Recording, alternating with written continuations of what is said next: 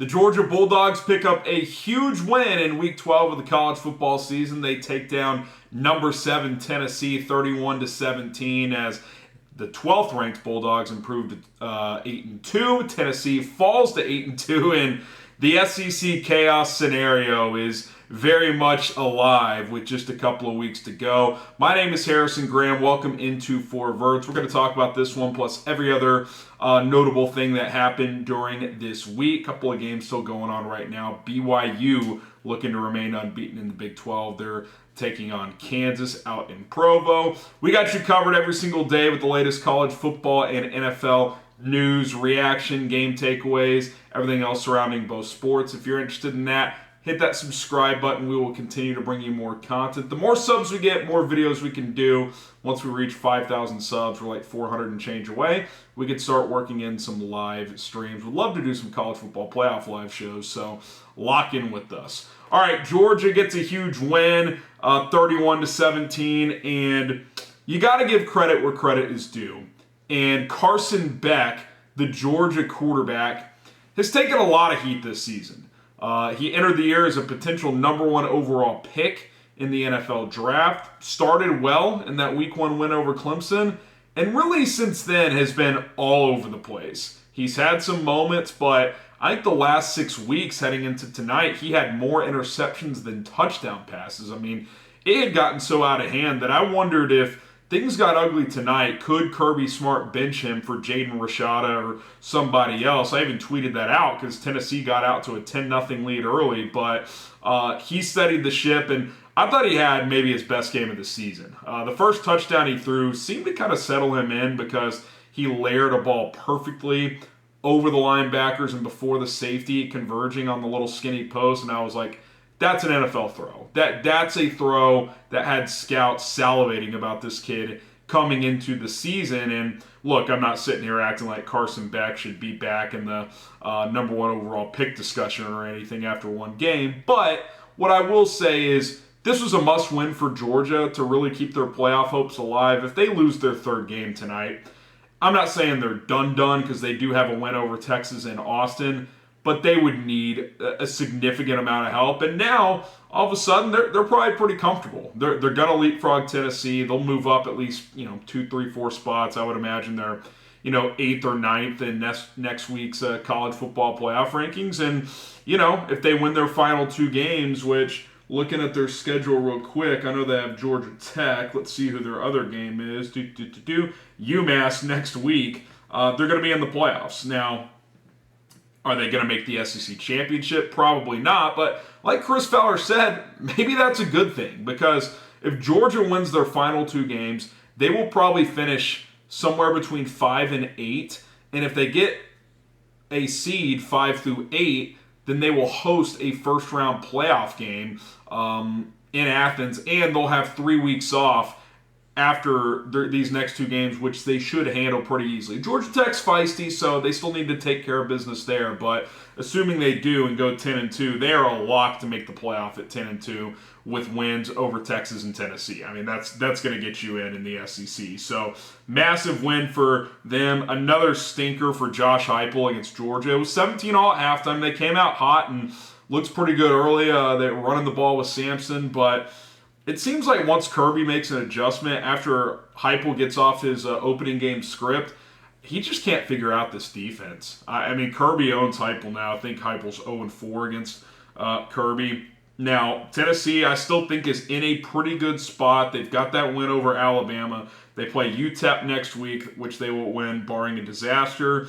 And then they play at Vanderbilt, which won't be easy. So they're going to have to go win at Vanderbilt, but I think they would still get in at 10-2. Their resume is not as strong as Georgia's. They won't have the head-to-head advantage there, so they're not going to get in over Georgia. But I still think they would likely get in along with Georgia if they win their final 2 games. A win tonight would have locked them in, but now they just got to win their final 2 games. Hope that there isn't a bid stealing situation out there, and then they get in. They probably, I'm going to guess they'll drop to, I don't know, 10, 11, 12. I still think they'll be ranked pretty high, but certainly a missed opportunity tonight. But again, Beck was just tremendous. He really was. And he started 3 for 10. So that means he finished 25 of 40, 346, and 2 touchdowns. That means he went 22 of his final 30. He rushed for a touchdown as well, 3 carries, 32 yards, so extended a couple of drives with his feet. Bulldogs ran for over 100 yards against the Tennessee defense that has stopped the run most of the year, and they look good. They look good. Dominated in the second half, really just dominated the final 3 quarters. They lost the first quarter 10-0, and then they won the second quarter 17-0, third quarter 7-0, fourth quarter 7-0. So I would imagine Kirby Smart's pretty pleased with this performance. And, I think today my biggest takeaway, and we'll talk about Oregon in a second, is there's still no dominant win or no dominant team in college football. There really isn't. And I think that's what's going to make this 12-team playoff fun. I think that's what's going to make this the perfect year to start this new 12-team expanded playoff, because I've said it for weeks now. I think 7, 8, maybe even 9 teams that make this 12-teamer are going to feel like they have a chance to run the table. I would think both these teams feel like they could run the table. Now, Tennessee's going to have to get better play out of Nico. I thought the Vols secondary struggled tonight. I mean, give Beck credit, like I said, but he's been struggling for a month and a half, and he just picked you apart, so that's got to be a little concerning. But Tennessee still, if they get in, they're talented enough to make a run if they get the right matchups. But you look at the cluttering of the SEC now. Texas is 9-1. Tennessee and Georgia and Alabama are all 8-2. Texas A&M is 8-2. Ole Miss is 8-2. Now, Missouri lost to South Carolina. Both of those teams sit at 7-3, and especially Mizzou, who has no quality wins. They're completely out of it. I do think South Carolina, who still has Clemson on the schedule, if a 3-loss team is going to make it, it feels like it would be them, because then they would add a win over Clemson late in the year. They beat Texas A&M. They played Alabama very, very close. I'm not really an advocate for a 3-loss team this year getting in, because I think there's a lot of 1 and 2-loss teams that are going to have better arguments, but I think they're the team to keep an eye on. If a team does have 3 losses and gets in, it would likely be them. But the scenario we talked about coming into this week, where there's at least 6 teams that finish 10-2, is still very much on the table. And by the way, Mizzou almost beat South Carolina, so if they would have won today, the scenario where 7 SEC teams finishing 10-2 would still be alive. But Missouri did lose. But the games to watch down the stretch, really the big one is Texas at Texas A&M in 2 weeks. Because A&M and Texas both have games they should win next week, and then they play each other in 2 weeks. If A&M beats Texas and they both finish 10-2, it is going to be chaotic figuring out the tiebreakers of who goes to the SEC championship, which teams make the college football playoff. Do all 6 10-2 teams, if that scenario plays out, make it? We'll see. You would think one of these teams with 2 losses drops a third somewhere, and then you would probably just take the other 5 in the 12-team playoff if that happens. But it's getting crowded, it's getting interesting, and there's only 2 weeks left, so it's going to be fascinating to see how it plays out. All right, the Ducks stay perfect. They take down Wisconsin 16-13, outscore the Badgers 10-0 in the fourth quarter. Dan Lanning, to start the fourth quarter, rolled the dice on 4th and 9 at about the Wisconsin 42 instead of pinning them back. Down 13-6, and Dylan Gabriel gets flushed out of the pocket to his left-handed quarterback, so that's the way he wants to get flushed, and just threw a BB in between a couple of defenders, and which was caught. Extended that drive. They end up punching it in, tied at 13, and then they get back down there, kick a field goal. Weirdly tried a fake field goal, with like 2 minutes left instead of just taking a 19-13 lead. Didn't get it, so it gave Wisconsin another opportunity, but they were unable to take advantage. DJU's brother actually picked off Braden Locke off a deflection to ice the game, but listen, I said it a minute ago, I'll say it again. There's not a dominant team out there, but we got to give the Ducks credit. This was a tough spot for Oregon. Wisconsin's coming off a bye. This is Oregon's 9th straight week with a game. They're 11-0. They'll finally get a week off. Flying 2 time zones over. This is a classic spot for an upset. Camp Randall was rocking at night, but Oregon found a way. And we talk about all these SEC teams jockeying with 2 losses. Oregon's 11-0.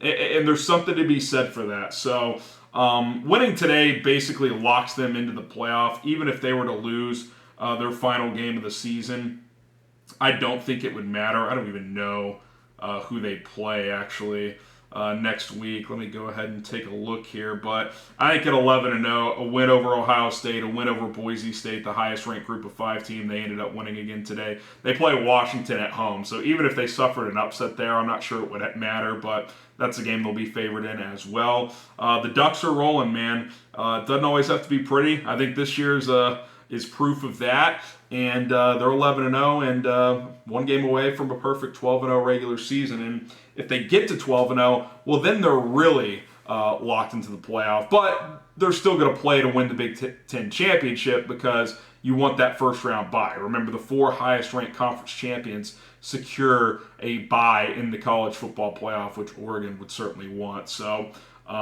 they got 1 more game and then a game in the Big Ten title game, assuming they win and don't get squeezed out per tiebreakers. Indiana, Ohio State, Penn State still lurking out there.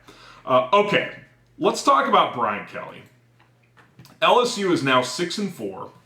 They lost 27-16 to Florida, who a lot of Florida fans want Billy Napier fired. The 80 2 weeks ago came out and said we're not firing him. They get smoked at Texas. Well, DJ Lagway, their 5-star freshman, comes back this week, plays pretty well, and they beat LSU by 11 points at home. And this is kind of a mess. LSU is way too talented to not be sniffing a 12-team college football playoff in year 3 under Brian Kelly. The defense hasn't been good at all in his tenure. Even today, it actually played a little better at times, but then the offense disappears. Garrett Nussmeier's a player that many think is going to be a fairly high draft pick at quarterback. They have multiple first-round picks on the offensive line. Lacey is a high draft pick caliber player, and they're 6-4. 6-7 SEC teams still jockeying for a playoff spot, and LSU isn't one of them. That's unacceptable. That is unacceptable, and I don't know what they're going to do because Brian Kelly reportedly has a buyout of over $60 million, so he's in a position of power. If they want to fire him, well, they're going to have to pay just a boatload of cash to get him out of the way, but this is just not what they signed up for when they moved on from Ed Orgeron, which was clearly the right move. He did not give a shit after they won the national title. There's that old clip of when they told him they were firing, they were like, where can I sign? I'll take my buyout right now. So that was not the wrong decision, but it just feels like ever since Brian Kelly faked that Southern accent at the LSU basketball game, that this was not going to be a fit. Like, he's not a Southern guy. And I don't blame him for leaving Notre Dame for LSU. He was not going to win a national title at Notre Dame because he doesn't get the high-end speed in athletes, especially on offense, that he can get at LSU in the South. Not as many academic restrictions, more high-end speed and athleticism in the South. I don't blame him for doing it, but you wonder if he could have a do-over if he would just stay at Notre Dame. Because I will say this, it is easier to make the playoff at Notre Dame than to make it at LSU because you have to navigate an SEC schedule. At Notre Dame, you go 10-2 every year, you're probably going to make it. And he was doing that pretty easily. So, I don't know. It's just, I'm not saying they're going to fire him. I don't know if they're going to do that buyout. But, man, this thing has kind of gone off the rails for Brian Kelly. 6-4. I go back to that week 1 loss. He loses to USC. What was that? USC's terrible. They barely beat Nebraska today. Both those teams stink. They're both 5-5. But, yeah, not good, man. Not good. I think there's a few coaches out there, Lincoln Riley throwing the mix, Brian Kelly, that are wondering if they're going to be back. But in both those cases, Brent Venables, too, at Oklahoma, big buyouts for all 3 of those coaches. So something to watch over the next few weeks.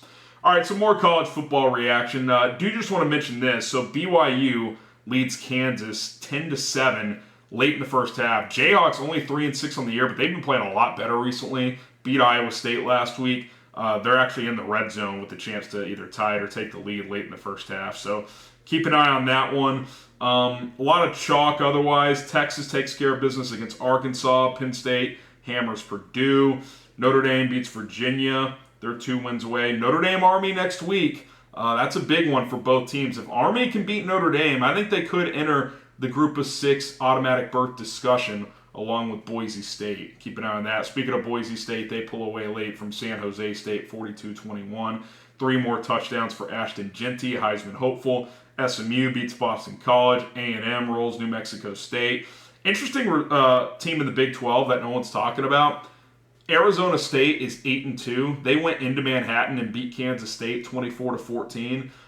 If Colorado were to suffer a second loss, Arizona State still has a path to the Big 12 championship game. Could you imagine if ASU, who was picked last to win the Big 12 this year, made the college football playoff? I mean, that's the beauty of this 12-team playoff. You get to your conference title game, it just takes 1 game. So Kenny Dillingham doing a hell of a job there. Their quarterback, Sam Levitt's pretty good. 3 touchdowns today. Speaking of Colorado, doesn't feel like they're going to lose again. They hammer Utah 49-24. Travis Hunter, rushing touchdown on offense, interception on defense. He's the huge betting favorite to win the Heisman at this point. So big game for him. And Shedeur Sanders, who threw for 340 and 3 touchdowns. Again, Colorado controls their destiny. Their last 2 games at Kansas, who's playing better next week. Oklahoma State at home, who's terrible. They've lost 7 in a row. So if they win next week, they will almost certainly be in the Big 12 title game, likely against BYU. Clemson keeps their playoff hopes alive. They take down Pitt 24-20. I mentioned South Carolina 34-30 over Mizzou. And then we talked about Florida over LSU. Another team lurking as a potential group of 6 nominee, Washington State, leading New Mexico 28-21 early third quarter. If Boise were to suffer a second loss, because they lost to Boise head-to-head, but if they suffered a second loss, Wazoo would have a chance to perhaps take that group of 6 spot, which would be a hell of a story, because them and Oregon State got squeezed out in that Pac-12, implosion, conference realignment. So if Washington State made the playoff, that would be a pretty cool story. So a win today, and they improved to 9-1. So there you have it. Kansas did get a field goal, by the way, so by the time you're watching this, that game is tied at 10 in the final couple of minutes of the first half. We'll see what happens there. If BYU wins, they improve to 10-0. My name is Harrison Graham. Hit that subscribe button on the way out. Drop a like as well. And who's the best team in college football? I think you'd have to give it to Oregon, but I think any of 8 to 10 teams could make that claim right now if they play their best ball. So, going to be a fascinating finish over the next couple of weeks leading into Conference Championship Saturday. My name is Harrison Graham. Subscribe to 4 Verts. We'll see you soon.